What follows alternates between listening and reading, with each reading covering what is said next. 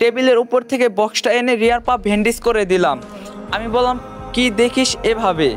তখন রিয়া বলল তোরে দেখি জানি না আর দেখতে পারবো কি না। তখন আমি বললাম এখন বল এখানে কিভাবে এলি? এত লম্বা দেওয়াল দেওয়া তারপরও চলে আসলি? তখন রিয়া বলল এটা তো কিছু না, তোর জন্য আমি পাহাড় থেকেও লাফিয়ে আসতে পারি। তখন আমি বললাম এ কি, তোর ঠোঁটের এসব কিসের দাগ? মনে হচ্ছে কেউ যেন তোকে আঘাত করছে। এটা বলতে রিয়া কান্না করতে লাগলো। আমি বললাম কিরে কান্না করছিস কেন? তখন রিয়া বলল আম্মু আমাদের সন্তানকে মেরে ফেলতে চেয়েছিল কিন্তু আমি দেইনি, আমাকে জোর করে পিল খাওয়াতে চেয়েছিল, আমি খাইনি। তখন আমি বললাম দেখ রিয়া, এটা কোনো ছেলে খেলা না, আমি তোরে বুঝাই বলি তাহলে বুঝবি।